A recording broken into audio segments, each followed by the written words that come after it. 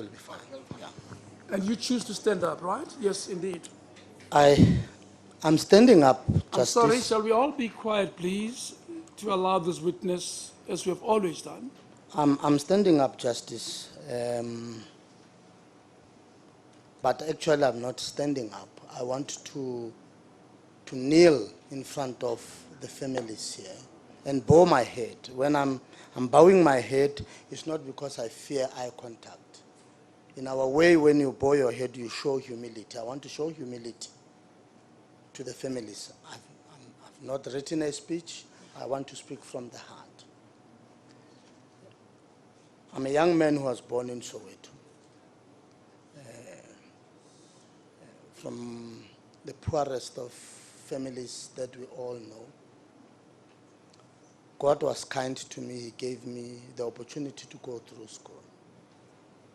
I'm also a generation that also were activists. I don't want to disturb you, but just lift your voice so that Yes. it actually Yes. reaches out. Yeah, I'm of thank that you. generation. And Justice,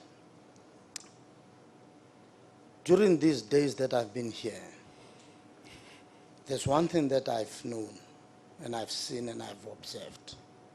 The families are very angry, justifiably so. The anger is even palpable. You can touch it, and the pain is there. You can even touch it. In fact, you ask the higher powers to say, when other families, when you go for lunch and they use difficult words at you, you say, God, I understand why they're doing this. They're angry. We've let them down. And the pain that you carry as a young activist, you said, I want to get into a country that will take care of its own.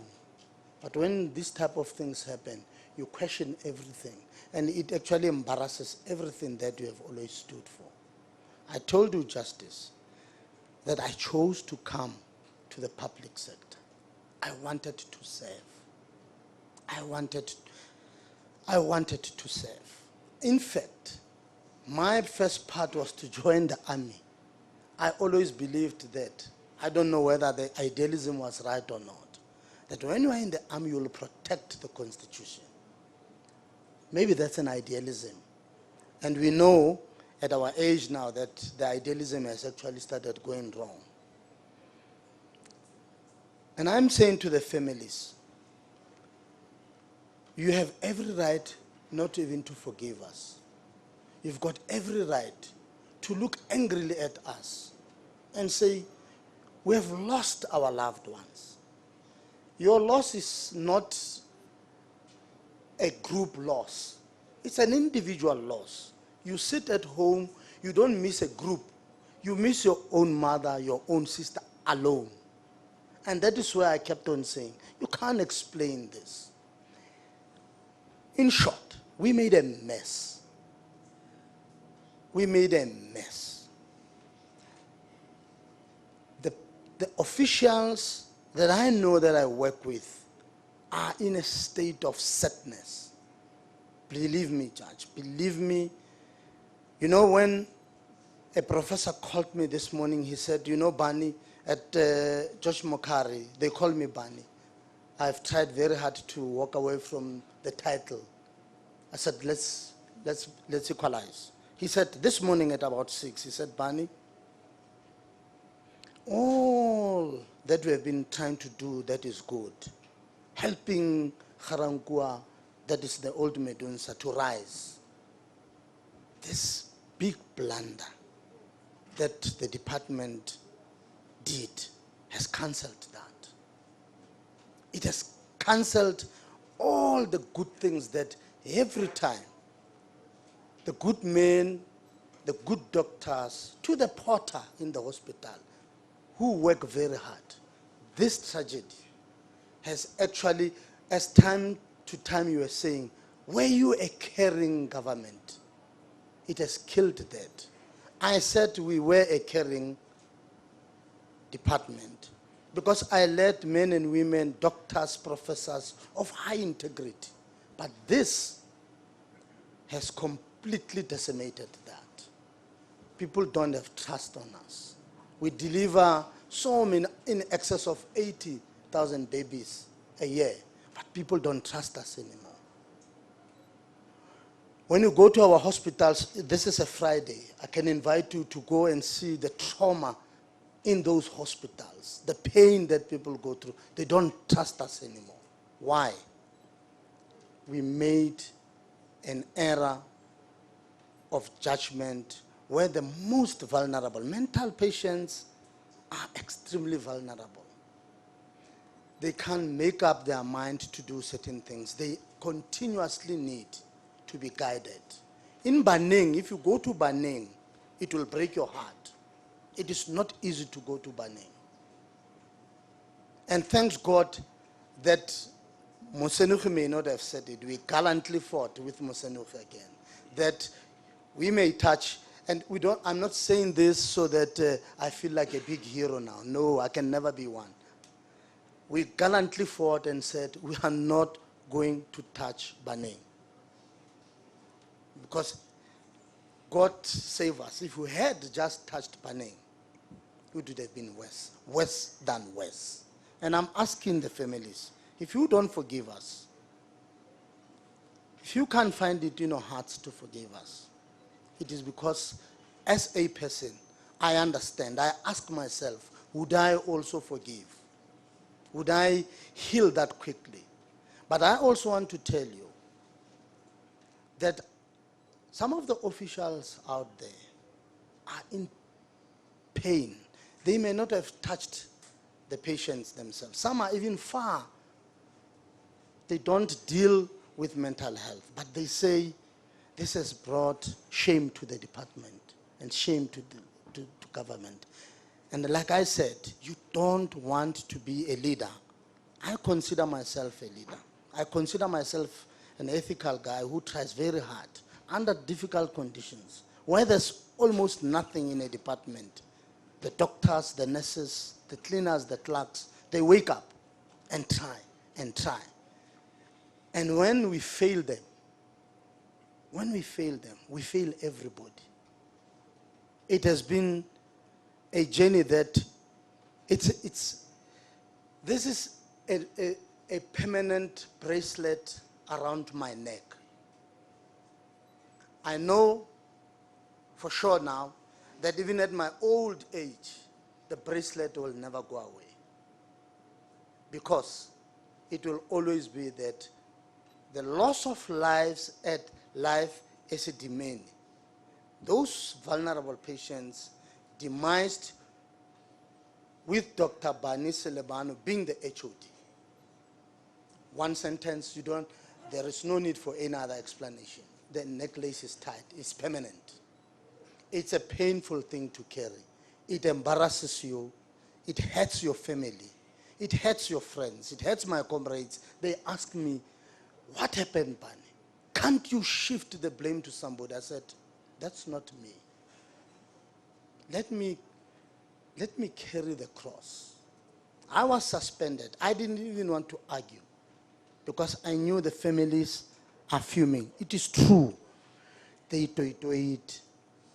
They, Christine, I still hear her voice in Ranfaten saying, you and life as a demon, if she can recall, you and life as a demon.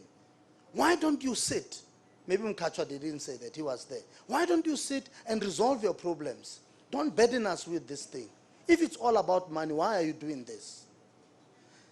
And these are the telltale signs that there was a young lady who said, you must, and that's where the question came, you must guarantee me that I think she was talking about my younger brother. She gave a history that my brother gets lost and we battle and we find. And indeed, ever since the brother has been here, it's fine. If you move that brother, you must give me that guarantee. And that is what I was saying, that we're not now coming up with guarantee. We're sitting with Mosenuche. We talk well, we talk every time. We were sitting and saying, what are we doing here? And we hatched up a plan. And the plan didn't work. We said, can't we extend this thing? Can't we do this? Can't we do that? Sometimes, intentional or unintentionally, government can fail you. It can really bring, and the worst part of failing you, it brings pain to the poorest of the poor, like you were saying, the most vulnerable. Families that have nothing. That's where, and that is where actually it should be strong. And we're weak. And I'm saying to families, wherever you meet me in the street, in fact, I'm asking you justice, and I'm hoping I will talk to Section 27. I know the offices in Braamfontein. I've always been going there. I'll talk to Mark. I want to find a way also. I want to find a way. I'm sure, and I've spoken to 1 or 2 managers, but this is my way. I want to find an opportunity to go to individual families, away from the media, away from everything, go home there in an African home, where even when there's a last tea bag, they'll say, drink the tea, and humble themselves, and humble myself and say, Mama, I brought you a lot of pain. And I know what might probably happen. They'll say, don't come into our house, get out. You messed us up, you come here, out.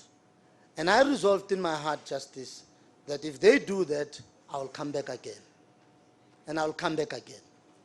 And they'll say, come in. And I'll come in, and they'll say, don't ever come in our house. And I'll come back again. And they'll say, what is your story? And I'll say, I want you to forgive me at a personal level. Forget the department. And if I have to walk the streets and the miles around Gauteng, I want to do that.